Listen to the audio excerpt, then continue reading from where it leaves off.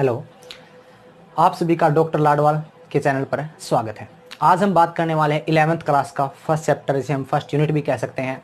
Chapter का नाम है some basic concept of chemistry. 11th class का टॉपिक है, तो आप ज़्यादातर वे बच्चे हैं जो 10th क्लास से 11th की तरफ अभी अभी पास आउट होके आए हैं। तो आप देखिए, जो मैं आपको बताने वाला हूँ वो क्या है, ये बिल्कुल मैं कुछ ऐसी चीज़ें लेके चलूँगा आपके सामने कि हमने या फिर जिसने एनसीईआरटी को डिज़ाइन किया, जिसने एनसीईआरटी को बनाया, तो उन्होंने ये पहला chapter some basic concept of chemistry पहले ही नंबर पर क्यों रखा, उन्होंने ये सेकंड, थर्ड या फिर लास्ट में क्यों नहीं रखा। मैं आपको बिल्कुल बेसिक चीज़ें बताने वाला हूँ कि some basic concept of chemistry, जैसे अपने चैप्टर का नाम भी बेसिक है, तो वैसे कह सकते हैं कि मैं आपको बिल्कुल बेसिक की बातें बताऊंगा कि ये चैप्टर को कि इस चैप्टर को पहले नंबर पर रखना हमें ज़रूरी था। देखिए, आप पॉइंट देखिए, सबसे पहला कि वजह क्या है, कुछ ना कुछ रीज़न रहा होगा तभी उन्होंने फर्स्ट नंबर पे लिया। फिर इन्होंने पॉइंट टू पॉइंट कि पहला रीज़न क्या है, दूसरा क्या है और चौथा क्या है। हम point two points all reason पर बात करेंगे कि ये चैप्टर हम पहले नंबर पे क्यों पढ़ते हैं, जिसने एनसीईआरटी डिज़ाइन करी वो पहले नंबर पे क्यों है। दूसरी बात, फिर हम बात करेंगे कि इस चैप्टर का क्या बेनिफिट है, इस चैप्टर का क्या बेनिफिट है। सबसे पहला आप देखिए क्या है, पहले रूल समझ लीजिए आप। रूल क्या है, कोई भी बच्चा लिखेगा नहीं, मैं अलग से आपको टाइम दूंगा, आप स्क्रीनशॉट भी ले सकते हैं। ये अगर आपको चैनल पे क्या चाहिए है, अगर आपको पीडीएफ नोट्स चाहिए तो आप चैनल को सब्सक्राइब भी कर सकते हैं। चैनल का नाम है डॉक्टर लाडवाल, और नीचे आप कमेंट विद अपने जो भी मोबाइल नंबर है वो आप पे कर सकते हैं, जिसमें आपको व्हाट्सएप पर पीडीएफ अवेलेबल करवा दूंगा। तो देखिए, तो पहला रीजन है some basic concept of chemistry. इस चैप्टर को पहले नंबर पे रखने का सबसे जरूरी रीजन था, जैसे ही हम 9th और 10th की कुछ स्टडी करके यहाँ पर आते हैं 11th क्लास में, हमने साइंस ली है पीसीएम और पीसीबी। तो जो 9th के कुछ बेसिक चीज़ें हैं, जैसे मॉलिक्यूल्स क्या होता है, एटम क्या होता है, मिक्सचर क्या होता है, वो सभी बच्चे के दिमाग से कहीं ना कहीं रफ आउट हो गया होता है, मतलब गायब हो चुका होता है। तो जिस एग्जामिन जो भी मतलब अपने एनसीईआरटी डिजाइन करने वाले जो कमेटी थी, उन्होंने इसलिए इस सम बेसिक कॉन्सेप्ट, ताकि जो 9th और 10th में हमने सभी कॉन्सेप्ट जो पढ़े हैं उनका हम ब्रीफ एक थोड़ा समरी देख सकें या थोड़ा आइडिया लग सके। क्योंकि देखिए, तो सबसे पहला रीजन क्या है कि ताकि अगर कोई बच्चा, सबसे अपने लिए बेनिफिट क्या है, अगर कोई भी बच्चा 9th-10th में नहीं पढ़ा है या उसने अच्छी तरह स्टडी नहीं किया है, तो ये अपने पास एक अपॉर्चुनिटी है। क्या है ये? अपॉर्चुनिटी है। अपॉर्चुनिटी मतलब कि आपने अगर 9th-10th में नहीं पढ़ा तो कोई टेंशन की बात नहीं है, यहाँ पर आप बिल्कुल हर एक वो बेसिक जो आपको 9th-10th में पता होने चाहिए वो इस चैप्टर के अंदर आप चलेंगे। हाँ, बस फर्क इतना है कि ये आप जो चैप्टर चलने वाला है ये थोड़ा बेसिक से अपर लेवल होगा, मतलब ओनली बेसिक नहीं, हम बेसिक टू अपर लेवल चलेंगे। तो आपको सबसे बड़ी अपॉर्चुनिटी क्या है, अगर आपको 9th-10th में नहीं अच्छी तरह स्टडी किया, आपको बिल्कुल रट्टे मार के आए हैं, तो टेंशन लेने की बात नहीं है। ये आपके लिए बहुत अच्छी अपॉर्चुनिटी है जिसने एनसीईआरटी डिज़ाइन करी है। तो कमेटी ने बहुत अच्छा वो किया है कि हर बच्चा जिसने साइंस लेने की सोच ली वो यहाँ पर बिल्कुल जीरो से स्टार्ट कर सकता है, और जीरो से हायर लेवल तक, बेसिक से हायर लेवल तक आप जा सकते हैं, अपने कॉन्सेप्ट को बिल्ड कर सकते हैं। दूसरा कि सर इस चैप्टर को हम पहले नंबर पे क्यों पढ़ते हैं। देखिए भाई, ये जो चैप्टर है ये कहीं ना कहीं अपनी केमिस्ट्री की रीढ़ की हड्डी है, मतलब ये बेस है, सभी के सभी कंटेंट यहीं से चलने वाले हैं। कैसे सर? भैया, इस चैप्टर के अंदर जैसे एटम्स है, मॉलिक्यूल्स है, आयंस है, जो आपने पीछे थोड़े थोड़े समझ में आए होंगे, या फिर आपने मोल कॉन्सेप्ट है, केमिकल रिएक्शन है, स्टोइक्योमेट्री है, तो ये सभी के सभी कॉन्सेप्ट, या फिर वेट बाय वॉल्यूम है, मोल फ्रैक्शन है, हर चीज, मोलैरिटी, नॉर्मेलिटी, इस चैप्टर की हर एक पॉइंट, हर एक बेसिक कॉन्सेप्ट हर एक चैप्टर के अंदर प्रयोग होगा। जैसे मान लीजिए हमने इस चैप्टर के अंदर पढ़ा क्या, मोलैरिटी, नॉर्मेलिटी, तो ये 11th का टॉपिक है, पहला चैप्टर है। सेम यही मोलैरिटी, नॉर्मेलिटी हम कहाँ पे पढ़ेंगे? 12th क्लास के सेकंड चैप्टर सॉल्यूशन में। तो देखिए, ये चैप्टर और इंपॉर्टेंट हो गया है कि हमने ये पहले नंबर पे क्यों पढ़ना है, क्योंकि ये चैप्टर कहीं ना कहीं अगर पीछे की चीजें हमारे रिमेंबर कराएगा तो आगे की चीजें के लिए हमें क्या कर रहा है? प्रिपेयर। तो हमारे लिए सेकंड अपॉर्चुनिटी क्या है, ये हमें प्रिपेयर करेगा। किसके लिए प्रिपेयर? हमने 12th क्लास के अंदर जो जैसे जितने भी अपने चैप्टर चलने वाले, मैंने एग्जांपल लिया है सॉल्यूशन चैप्टर का, वैसे और बहुत से हैं जहाँ पे हम कॉन्सेप्ट क्लियर होंगे। तो आपके समझ में आया। देखिए, सबसे पहला फायदा क्या है, अपॉर्चुनिटी, अगर आप 9th-10th में नहीं पढ़े तो आप यहाँ से बेसिक से सीख सकते हैं। अगला जो है कि आप प्रिपेयर कर सकते हैं। क्या कर सकते हैं? प्रीपेयर। तो आपको समझ में आ गया प्रिपेयर क्या चीज़ कर सकते हैं आप। हम प्रिपेयर कर सकते हैं अच्छी चीज़ें, और अच्छे कॉन्सेप्ट के साथ। अगला जो अपना थर्ड पॉइंट है कि सर आपने कह दिया कि ये चैप्टर इंपॉर्टेंट, हम पढ़े ही क्यों? वाहे क्या इंपॉर्टेंस इस चैप्टर की, हमें तो एट लीस्ट एग्जाम में, एट लास्ट एग्जाम में कम से कम मार्क्स, कम से कम पास आउट मार्क्स तो चाहिए। हाँ बिल्कुल, तो ये चैप्टर आपका कहीं ना कहीं बोर्ड एग्जाम में, तो देखिए आप जो बोर्ड, हालांकि 11th क्लास का टॉपिक है लेकिन कहीं ना कहीं बोर्ड एग्जाम में डायरेक्टली और इनडायरेक्टली आपको अफेक्ट करेगा। तो ये बात को समझ में आ गई होगी। सर कैसे? अगर मान लीजिए आप 11th क्लास में स्टडी कर रहे हैं, आपके एग्जाम के अंदर तो बताता हूँ, जो अपनी फर्स्ट यूनिट है सम बेसिक एंड सेकंड है एटॉमिक स्ट्रक्चर। जो atomic structure and some basic जो यूनिट है, ये दोनों यूनिट अल्टीमेटली कितने मार्क्स की आती है एग्जाम में? 11 मार्क्स की। 11th क्लास के जो क्वेश्चन पेपर डिजाइन होता है उसके अंदर सीबीएसई ने जो रूल दिया है, उस रूल ने कहा है कि इन दोनों यूनिट्स को आपको 11 मार्क्स से देने हैं। तो हम ऐसे मान सकते हैं कि सम बेसिक कॉन्सेप्ट सबसे पहला चैप्टर है तो 6 मार्क्स। तो हम कह सकते हैं कि जो सम बेसिक कॉन्सेप्ट है वो कहीं ना कहीं अपने बोर्ड या फिर 11th क्लास में 6 मार्क्स हमारे लिए तैयार करता है।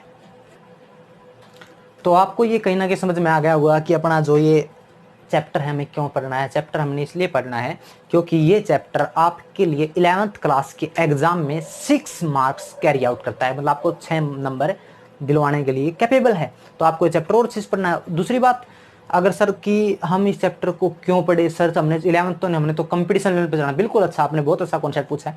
तो कंपटीशन लेवल पे जो मैं फोर्थ पॉइंट बताना चाहता हूँ, कंपटीशन कहाँ पे? कंपटीशन के अंदर भैया मेरी स्पेलिंग गलत हो सकती है क्योंकि मैं इंग्लिश का टीचर नहीं साइंस का टीचर हूँ, आप इसका कोई टेंशन नहीं लेना, स्पेलिंग ऊपर से हो सकती है। तो हम कंपटीशन की बात करें, कंपटीशन एग्जाम जैसे नीट एंड जेई, वहां पर इसके एटलीस्ट 2 क्वेश्चन रहते हैं। अभी लेटेस्ट बात करें जो पीछे हमारे जेई मैन का एग्जाम हुआ था, उसके अंदर भी इसका बेसिक कॉन्सेप्ट से एक क्वेश्चन आया हुआ था, अलग अलग सेट्स के अंदर एक क्वेश्चन था। तो हम ऐसे मान सकते हैं कि एटलीस्ट कम से कम डायरेक्टली और इनडायरेक्टली इस चैप्टर से 2 क्वेश्चन तो कंपटीशन के अंदर आएंगे। अगर नेट की तैयारी कर रहे हैं तो आपके लिए 4 क्वेश्चन प्रिपेयर हो गए, सॉरी 4, हम कह सकते हैं कि अगर आप जेई की कर रहे हो तो आपके लिए 4 मार्क्स और नेट की कर रहे हो तो आप 8 मार्क्स प्रिपेयर होंगे। तो इस चैप्टर को हम बिल्कुल बेसिक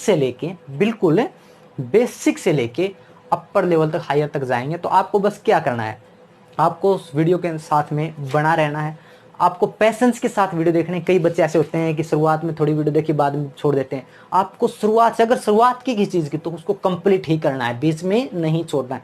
अगर आप पूरा करेंगे तो आप कुछ ना कुछ सीख के जाएंगे, ये मेरा विश्वास है।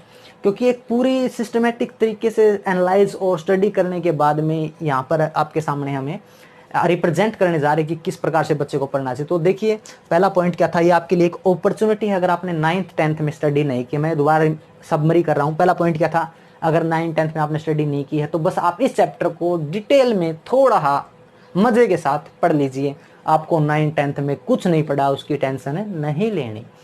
दूसरा कि ये कहीं ना कहीं ये चैप्टर अपना अदर चैप्टर से, जैसे सॉल्यूशन हो गया या फिर सॉल्यूटेड हो गया, वहाँ से क्या करता है, लिंक करता है, क्योंकि इसके अंदर एटम्स, मॉलिक्यूल्स, हर चीज़ आएंगे। तो क्या है ये कि ये चैप्टर कहीं ना कहीं हमें 12th क्लास में भी हेल्पफुल रहेगा। 11th का टॉपिक डायरेक्टली इनडायरेक्टली लिंक कर रहा है, कहाँ से कर रहा है भैया? 11th क्लास का टॉपिक 12th से, बोर्ड के लिए। फिर बोर्ड सर अगर 11th का एग्जाम दे रहे हैं हम, तो 11th के लिए बात कीजिए, बिल्कुल सही। 11th क्लास में हम जो सीबीएसई ने पैटर्न डिजाइन किया उसके अकॉर्डिंग एक 5 से 6 मार्क्स कैरी करता है आपके नॉर्मल जो स्कूल्स के अंदर 11th के एग्जाम होंगे। अगला कि सर हम तो कंपटीशन के लेवल पे पढ़ रहे हैं, तो बिल्कुल आपके लिए भी इस चैप्टर में बहुत कुछ है। आपके लिए बेसिक कॉन्सेप्ट से लेके हायर कॉन्सेप्ट हैं, हर चीज़ इसके अंदर अवेलेबल है। यहाँ से आपके लिए 2 क्वेश्चन हमेशा आते हैं। मैं कोशिश करूँगा आपको बिल्कुल बेसिक से नीट और जेई के क्वेश्चन भी मैं यहाँ पर डिस्कस कर लूँ। एटलीस्ट कम से कम हर एक चैप्टर में 2 या 3, मैं कोशिश करूँगा 5% तो कंपटीशन की मैं आपको टच कर ही दूँ। तो आपसे क्या समझ गए? तो ये आपको देखिए, सबसे पहला क्या चीज़ है, आपको विश्वास रखना है, आपको स्टडी करनी है। मैं आपको बिल्कुल बारीकी से हर चीज़ स्टडी करवाऊंगा। तो अब हम अपने टॉपिक के ऊपर चलते हैं। ये सर क्यों ज़रूरी था ये चीज़ बताना, ये ज़रूरी इसलिए ताकि आपके अंदर विश्वास बढ़े, आप लगातार इस वीडियो को देखें, ये बहुत ही ज़रूरी है। ये एक तरह से मोटिवेशन है। मोटिवेशन तो क्या, मोटिवेशन हमारे अंदर ही होता है। अगर आपने अभी तक कुछ भी स्टडी नहीं किया है तो भी आप यहाँ इस चैनल पे रह सकते हैं डट के, लेकिन आप में विश्वास होना चाहिए, आत्मविश्वास, और लगातार बने रहिए। मैं आपको बिल्कुल बेसिक से क्लियर कराने जा रहा हूँ चीज़ें। तो अब हम अपने कॉन्सेप्ट पे आते हैं तो 2 मिनट के लिए आप स्क्रीनशॉट ले सकते हैं या फिर पॉज कर सकते हैं। तो अब हम शुरुआत करने वाले हैं अपने टॉपिक के ऊपर, main topic, some basic concept of chemistry. मैंने आपको बताया था कि मैं आपको बेसिक लेवल से हायर लेवल तक लेके जाऊंगा, आपके कॉन्सेप्ट क्लियर कराऊंगा। तो आप मेरे साथ बने रहिए, डॉक्टर लाडवाल चैनल को आप सब्सक्राइब करके रखिए ताकि कोई भी इंफॉर्मेशन हो आपके पास जल्दी से जल्दी पहुंचे। तो देखिए, some basic concept of chemistry. सबसे पहला कि सर केमिस्ट्री, केमिस्ट्री का नाम आते ही थोड़ा सा डर, तो इसको भूल जाए, केमिस्ट्री वर्ड को पहले भूल जाए। पहले हम बात करते हैं अपने आसपास इन्वायरमेंट की। सबसे आसपास तो आपको सामने क्या दिखाई दे रहा है? ये मार्कर, मैन मार्कर है। तो ये मार्कर, इस मार्कर के अंदर मास है, मास है। क्या ये मार्कर जगह घेरता है? जगह घेरता है। तो it's called matter. Sir matter तो मैंने वर्ड सुना हुआ है। हाँ बिल्कुल, आपने सुना हुआ है मैटर, 9th क्लास में हमने पढ़ा है। Anything which have mass and occupy space is called matter. हर वो वस्तु जिसके अंदर मास हो और वह जगह घेरती हो इज कॉल्ड मैटर। तो इसकी डेफिनेशन देख लीजिए, matter anything, matter anything have मास, उसके पास क्या हो? मास हो, एंड ऑक्यूपाई स्पेस, जगह घेरती हो, इज कॉल्ड मैटर। तो आपको पता चल गया कि मैटर, कोई मैटर के लिए कंडीशन क्या है? सबसे पहले कंडीशन उसके पास क्या होना चाहिए? मास, दूसरा वॉल्यूम। तो आपको मैटर की डेफिनेशन समझ में आ गई, जो हमने 9th क्लास को बेसिक उठाया है कि मैटर है क्या। कोई भी मैटर, किसी अगर मान लीजिए आप मेरे को कि सर आप भी मैटर हो, मैटर, हाँ बिल्कुल मैटर हूँ। क्यों? देखिए, मेरे अंदर मास है, बिल्कुल मास है। मैं जगह घेरता हूँ किसी कमरे में, जगह घेरता हूँ, तो इज कॉल्ड मैटर। तो मैं मैटर हूँ। ये बोर्ड, ये बोर्ड के अंदर मास है, जिस व्हाइट बोर्ड पे हम लिख रहे हैं, सर इसमें मास है, वजन है इसका, तो ये जगह घेरता है। सर ये दीवार पे जगह घेरता है, तो बिल्कुल सही। तो ये भी क्या है? मैटर। एनीथिंग, कोई भी वो वस्तु जो जगह घेरती हो और उसका मास हो इज कॉल्ड मैटर। तो सर एक साइंस, अगर आपको साइंस पढ़नी है, साइंस आनी चाहिए, तो उसके लिए सबसे पहला क्या आना चाहिए? सबसे पहले आपके दिमाग में क्या आना चाहिए? क्वेश्चन। सर आपने कहा ये बेंच भी मैटर है, मैं भी मैटर हूँ, ये जितने भी यहाँ पे इन्वर्टर है, पंखा है, फैन है, हर चीज मैटर है। जिसके अंदर मास है, वॉल्यूम घेरती है, वो मैटर है, बिल्कुल। तो सर ये लाइट आ रही है, सर क्या आ रही है? जो लाइट आ रही है, रोशनी कह सकते हैं, सर ये तो मैटर, क्योंकि इसके अंदर मास तो है नहीं, बिल्कुल सही, ये मैटर नहीं है। तो सर इसको क्या कहेंगे?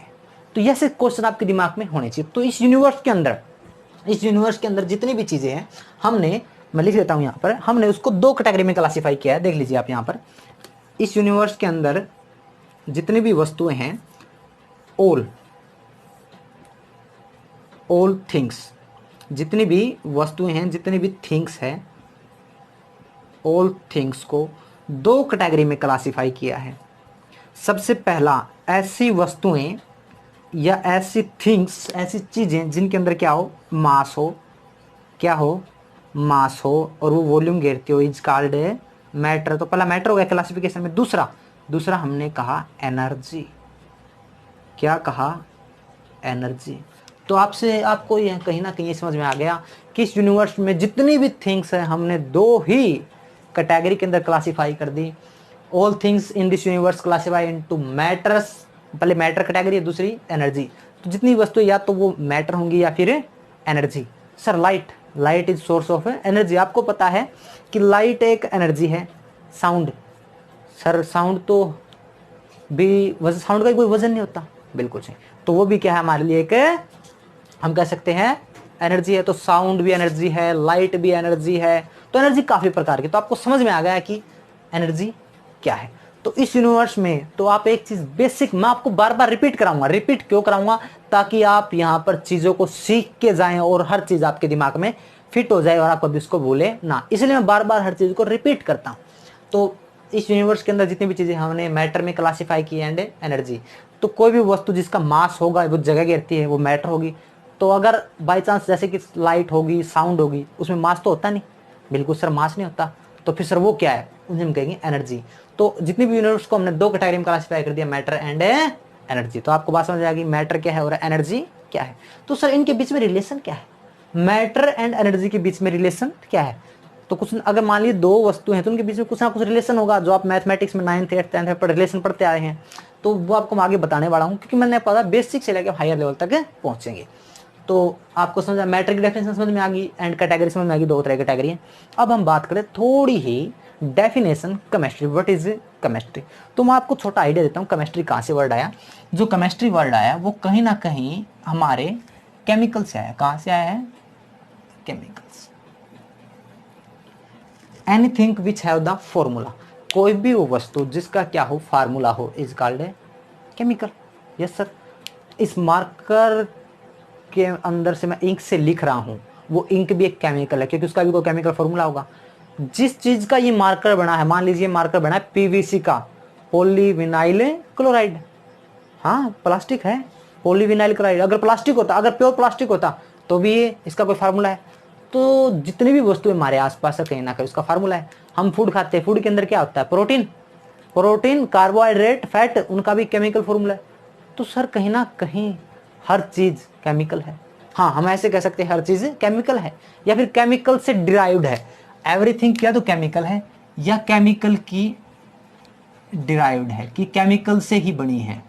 तो इस यूनिवर्स में जो भी वस्तुएं मिलके बनती है तो वो या तो केमिकल ही है और या फिर केमिकल से, बहुत से केमिकल से मिलके एक कंपाउंड केमिकल बना है, उसे हम क्या कह सकते हैं? डिराइव्ड। तो सर इसका मतलब वाटर, वाटर का फार्मूला है H2O, तो वो भी केमिकल। हाँ बिल्कुल केमिकल है। तो सर हम दूध पीते हैं, मिल्क, मिल्क, तो मिल्क के अंदर सर प्रोटीन होता है, हाँ, फैट होती है, हाँ सर, उसके अंदर वाटर भी होता है, हाँ। तो वहाँ पे देखिए प्रोटीन का अलग केमिकल फॉर्मूला है, फैट का अलग है, तो और वाटर का अलग है, वो सब चीज़ें मिक्स होगी। तो उसने क्या कर दिया, वो कहीं ना कहीं मिल्क भी किससे मिलके बना? केमिकल से। सर केमिकल तो हार्मफुल होते नहीं भैया, केमिकल को जरूरी नहीं कि हार्मफुल हो, आपको आगे बताऊंगा मैं बातें। आप लेक्चर के साथ बने रहिए, हर चीज़ आपको बेसिक से लेके अपर लेवल तक बताने वाला हूँ मैं। तो देखिए केमिकल तो कहीं ना कहीं मिल्क भी किससे मिलकर बना है? केमिकल। सर आपने ये तो कह दिया कि मिल्क एक केमिकल है, तो सर मैं तो क्या खा के आया हूँ? मैं तो सर आज चपाती खा के आया हूँ, रोटी। सर वो भी केमिकल है। हाँ कैसे? जैसे रोटी है, अनाज, अनाज से बनती है, जैसे हम सीरियल्स कहते हैं, सीरियल्स, तो अनाज से बनती है। तो अनाज के अंदर क्या है? कार्बोहाइड्रेट है। क्या है? कार्बोहाइड्रेट। तो कार्बोहाइड्रेट का फार्मूला होता है, आपको पता होगा। हाँ सर, तो इसका मतलब वो भी केमिकल है। तो इस यूनिवर्स के अंदर हर थिंग्स, हर वस्तु कहीं ना कहीं केमिकल से या केमिकल्स के कॉम्बिनेशन से डिराइव्ड है, उनसे मिलके बनी हुई है। तो आपको एक आइडिया मिल गया, आपके दिमाग में क्वेश्चन आने चाहिए बार बार। तो सर ये जो बोर्ड पे आप लिख रहे हैं, क्या ये बोर्ड भी केमिकल्स से या फिर केमिकल्स के द्वारा मिलकर बना? बिल्कुल सही।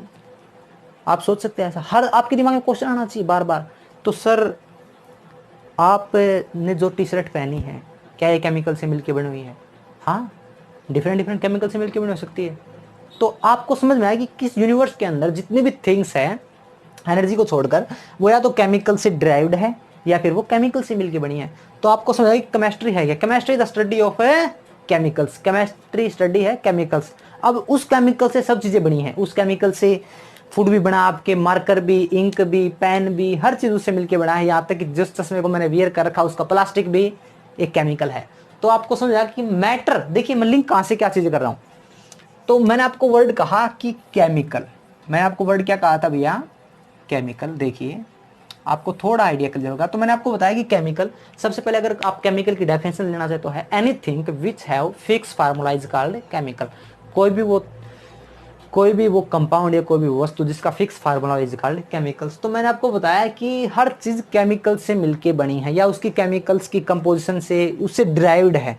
तो देखिए यहाँ पर, तो इसका मतलब हर चीज जिसके अंदर मास है तो वो कहीं ना कहीं केमिकल से डिराइव्ड है। तो इसका मतलब मैटर भी केमिकल से या फिर केमिस्ट्री के जो केमिकल है उससे डिराइव्ड है। तो आपको एक आइडिया मिल गया है कि जो मैटर है वो किससे मिलके बना है। तो छोटा है कि वो भी केमिकल से ही मिलके बना है।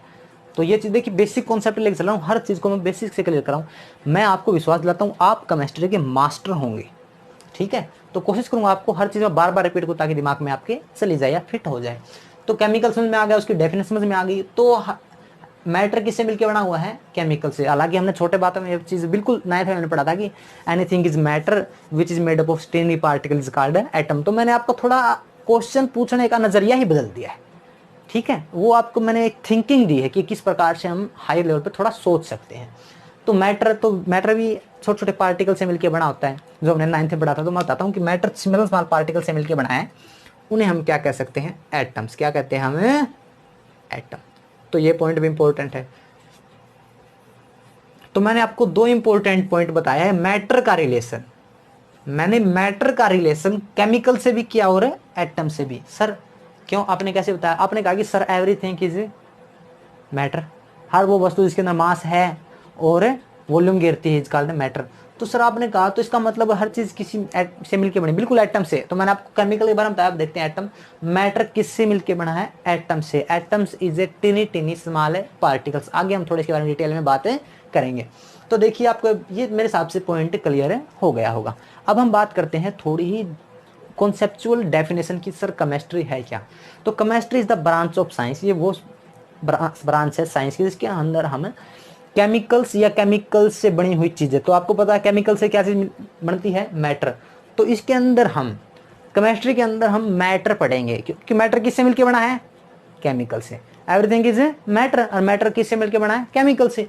हम ऐसे भी कह सकते हैं कि मैटर किससे मिलकर बना है? एटम से। मैंने आपको देखिए दोनों नजरिए बदल दिए, मैटर एटम से मिलकर बना और केमिकल, रिलेशन दे दिया मैंने आपको एक अच्छे वाला।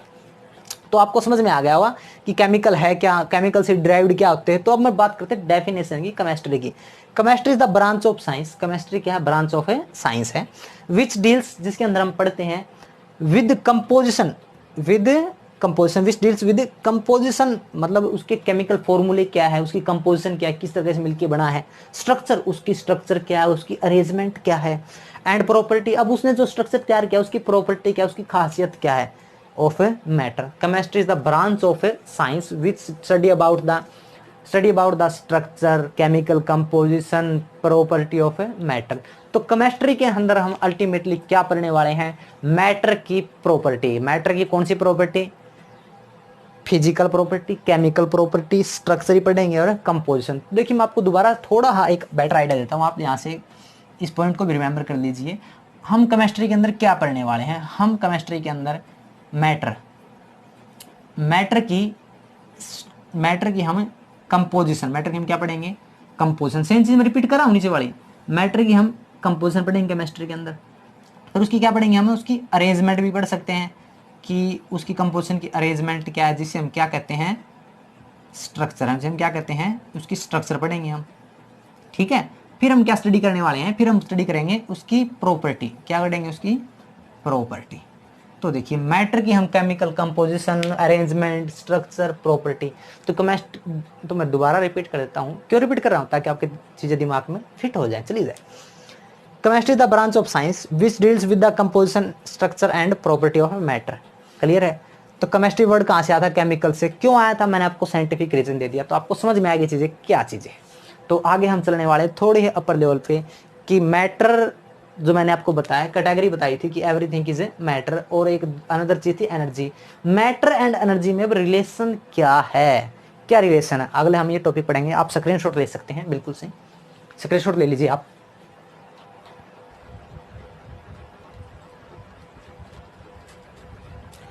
तो अब हम अगला अपना टॉपिक देखने वाले क्या थे? अगला अपना टॉपिक है anything present in A universe can be divided into two category. मैंने आपको पहले बता दिया था कि इस यूनिवर्स के अंदर जितनी भी थिंग्स है दो कैटेगरी में डिवाइड की है, एक मैटर में और दूसरी एनर्जी में। तो जितने भी यूनिवर्स में थिंग्स है, हमने एक को कह दिया मैटर, दूसरे को एनर्जी। तो मैंने कहा था इनके बीच में रिलेशन जो आपको आगे बताऊंगा। तो अभी वो अपना कॉन्सेप्ट है, वो एक टॉपिक है मैटर। तो मैटर कन्वर्ट हो सकता है एनर्जी में, एनर्जी कन्वर्ट हो सकती है मैटर में। सर कैसे मान ले आपकी बात? क्या क्वेश्चन आना चाहिए नहीं सर, क्यों माने आपकी बात? क्या ये सच है? बिल्कुल सही। अगर आप आइंस्टीन को एक महान वैज्ञानिक मानते हैं, अल्बर्ट आइंस्टीन जीनियस मानते हैं, तो उसके अकॉर्डिंग ये चीजें हैं। अगर आप उसकी बात मानते हैं तो मेरी बात ही माननी पड़ेगी, क्योंकि मैं उसी की बात आपको बताने जा रहा हूँ। देखिए क्या है, तो अल्बर्ट आइंस्टीन ने इक्वेशन दी थी, इक्वेशन थी E is equal to M C square. इस इक्वेशन का आपने नाम पहली बार मेरे हिसाब से नहीं सुना होगा, आपने कभी पहले सुना होगा, नहीं सुना है तो अब आप देख लीजिए। आइंस्टीन ने जो इक्वेशन दी थी वो थी E is equal to M C square. E का मतलब एनर्जी है, M का मतलब मास है, C का मतलब स्पीड है। किसकी speed? Speed of light, speed of light. याद कर लीजिए, एग्जाम में आपको बार बार रिक्वायरमेंट होगी, या फिर आप कंपटीशन तक तैयारी करेंगे वहां पे यूज होगी बार बार। स्पीड की लाइट है 3 × 10⁸ मीटर पर सेकेंड। तो आपको समझ में आ गया कि स्पीड ऑफ लाइट क्या है। तो ये जो इक्वेशन थी, ये जो लाइट की इक्वेशन थी, ये एनर्जी की इक्वेशन थी, ये किसने दी थी? अपने महान साइंटिस्ट अल्बर्ट आइंस्टीन ने। उन्होंने कहा था एनर्जी में और मास में कोई रिलेशन है क्या? उसने क्या कहा कि कोई भी वस्तु जिसके अंदर मास है, आप उसको लाइट की स्पीड के स्क्वायर से फेंकिए। मान लीजिए ये मार्कर है, ये क्या है? मार्कर। तो इसके अंदर मास है, तो इस मास को मैं, जो स्पीड ऑफ लाइट है, ये स्पीड ऑफ लाइट 3 × 10⁸ है, इसकी स्पीड के स्क्वायर से फेंक दूं तो ये ऑल मास कन्वर्ट इनटू एनर्जी। तो अल्बर्ट आइंस्टीन ने क्या बात बताई थी, आप ये समझिए, जो कि एक इक्वेशन थी। क्या चीज प्रूव करने में? आपने ब्लैक होल तो कभी नाम सुना होगा कि हम ब्लैक होल के अंदर चले जाएंगे, वहां पे कुछ नहीं होता, वहां पे हाई ग्रेविटेशन है, कुछ ऐसी चीजें। तो वो एक कॉन्सेप्ट कहीं ना कहीं यहाँ से रिलेट करता है, वो आप हायर लेवल पे पढ़ेंगे कि अल्बर्ट आइंस्टीन ने क्या बात कही थी। ठीक है, थ्योरी ऑफ रिलेटिविटी और काफ़ी चीज़ें अल्बर्ट आइंस्टीन की। तो आप देखिए, तो महान जो अल्बर्ट आइंस्टीन ने, आपकी क्या याद करनी है? E = mc²। ये एनर्जी की इक्वेशन थी। उन्होंने क्या बताया था? उन्होंने बताया था कि अगर किसी कोई भी वस्तु अगर उसको लाइट की स्पीड के स्क्वायर से फेंक दे तो उसका सारा मास कन्वर्ट हो जाएगा किसमें? एनर्जी में। तो आपको समझ में आया कि अगर मास एनर्जी में कन्वर्ट हो सकता है तो मैटर एनर्जी में कन्वर्ट क्यों नहीं हो सकता? तो अल्बर्ट आइंस्टाइन ने बताया था कि matter and energy is inter convertible या कन्वर्जेबल। तो हम क्या कह सकते हैं? इंटर कन्वर्जेबल। तो इंटर कन्वर्टेबल भी कह सकते हैं। तो जो अपने पास में क्या है, ये एक दूसरे में क्या करते हैं? पहला पॉइंट यहाँ पे इंपॉर्टेंट लिख लीजिए। तो मैटर और एनर्जी है, वे क्या है? वे इंटर कन्वर्जिबल है, मतलब एक दूसरे में कन्वर्ट हो सकती है। अगर किसी भी मैटर को, मास को मैं लाइट की स्पीड के स्क्वायर से फेंक दूं, कन्वर्ट इनटू एनर्जी। तो आपको बात समझ में आ गई।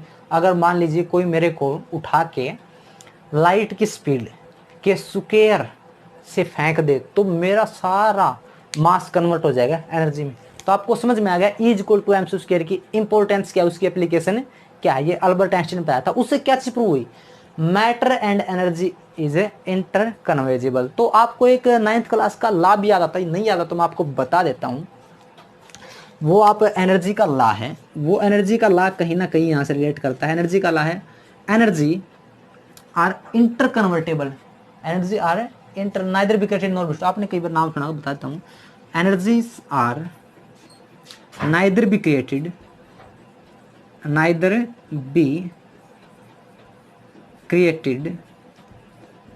Nor be destroyed. तो मैं देखिए आपको बेसिक चीज़ों के साथ अपर लेवल को लिंक करता चल रहा हूँ। तो ना तो आप एनर्जी को क्रिएट कर सकते हो और ना ही आप उसको खत्म कर सकते हैं। It will be inter convertible. जो ये इंटर कन्वर्टेबल वर्ड है, इंटर कन्वर्जिबल वर्ड है, ये कहीं ना कहीं हमारे अल्बर्ट आइंस्टीन की इक्वेशन से हमने रिलेशन करके पढ़ा है। तो ये भी बात कहीं ना कहीं, इसमें अहम योगदान था अल्बर्ट आइंस्टीन का बताने में। वो बहुत से साइंटिस्ट ने इसके अपना बीच का क्या दिया था, कॉन्ट्रीब्यूशन था, वो अलग बात है। तो energy are neither be created nor be destroyed, it's will be interconvertible. तो एनर्जी भी क्या है? इंटर कन्वर्जिबल है। तो same matter can neither be created nor be destroyed. तो इसी वजह से हम कह सकते हैं कि मैटर को ना बना सकते और ना ही खत्म कर सकते। क्यों? क्योंकि अगर मैटर कन्वर्ट हो गया तो किसी में एनर्जी में, और एनर्जी को ना हम कोई बना सकते हैं ना खत्म कर सकते। तो एक दूसरे से कन्वर्ट हो सकते हैं। कौन कन्वर्ट हो सकते हैं? Matter and energy. देखिए अब मैं क्या, बिल्कुल बारीकी समझिए आप। यहाँ पे बच्चों को कंफ्यूजन होता है, बिल्कुल बेसिक चीज़ें पर कंफ्यूजन हो सकता है। अगर हम एनर्जी को खत्म नहीं कर सकते, ना ही हम खत्म कर सकते, ना ही हम बना सकते, तो एनर्जी कहाँ से बनती है? मैटर से। तो हम ना ही मैटर को बना सकते। तो कहने का मतलब है, अगर हम एनर्जी को नहीं बना सकते तो मैटर को भी हम नहीं बना सकते। वो इस यूनिवर्स में अपने आप है। बस अगर क्या कर सकते हो मैटर को, हद से ज़्यादा मैटर को क्या कर सकते हो आप? Matter will be convert into energy, और एनर्जी नाइदर बी क्रिएटेड और नॉर बी डिस्ट्रॉयड। ये इंपॉर्टेंट पॉइंट है।